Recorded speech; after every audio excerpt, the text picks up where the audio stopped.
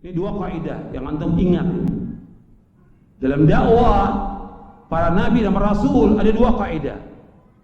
Ini masih poin yang kedua. Ani'budullah, kaidah yang pertama. Yang kedua, wajtanibu taghut. Ani'budullah, hendaknya kalian beribadah hanya kepada Allah, mengikhlaskan ibadah kepada Allah, mentauhidkan Allah.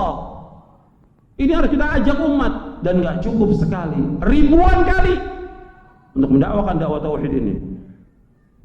Bagaimana Nabi Nuh alaihissalam? Antum tahu Nabi Nuh Allah sebutkan dalam Al-Quran berapa tahun dakwanya? Nabi Nuh 950 tahun. Terus siang malam Allah sebutkan dalam surah Nuh untuk mendakwakan dakwah tauhid agar mau beribadah hanya kepada Allah dan menjauhkan taghut. Itu saja masih ada orang-orang berbuat syirik. Patung-patung dan kubur yang disembah, mulainya kapan? Mulainya kapan Allah sebutkan dalam Al-Quran? Mulai zaman Nabi Nuh. Suwa, Yaguth, Ya'uq, Nasr, orang-orang soleh. Kemudian dibangun kuburnya, dibangun patungnya untuk mengenang jasanya mereka. Awalnya nggak disembah, ganti generasi kemudian di mana? Disembah. Dan Nabi Nuh sudah mendakwakan 950 tahun. Kita ini berdakwah belum apa-apa. Masanya berapa tahun? Nggak boleh kita lepas dari dakwah tauhid sampai kita diwafatkan oleh Allah. Sampai umat ini beribadah hanya kepada Allah saja dan tidak berbuat syirik.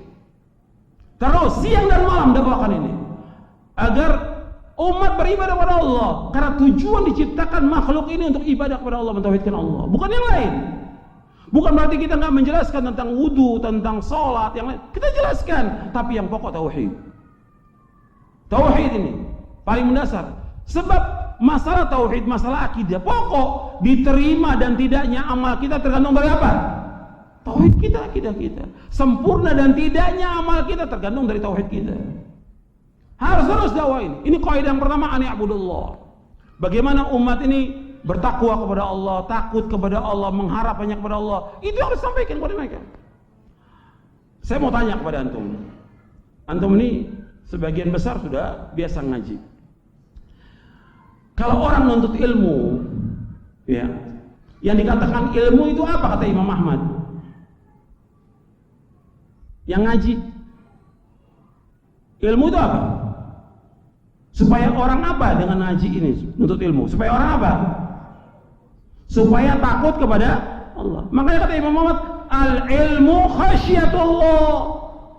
Ilmu itu takut kepada Allah. Bagaimana kita mengajak umat ini untuk takut dia kepada Allah, tidak berani kepada Allah, tidak berbuat maksiat kepada Allah, takut, tambah takut dia kepada Allah. Itu ilmu. Maka dikatakan oleh Abdullah bin Mas'ud radhiyallahu anhu, "Laisa al-ilmu bi kathratir riwayah, walakinnal ilmu al-khasyatu." Ilmu itu bukan banyaknya riwayat hadis, tapi ilmu bagaimana dia takut kepada Allah. Disebutkan oleh Imam Ahmad dalam kitabnya Az-Zuhd.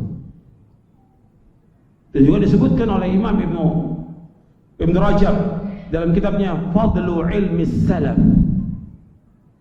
Beliau menjelaskan yang namanya ilmu takut kepada Allah. Sekarang bagaimana kita mengajak umat ini untuk takut kepada Allah? Bukan tambah berani. Takut kepada Allah, takut melanggar syariat Allah.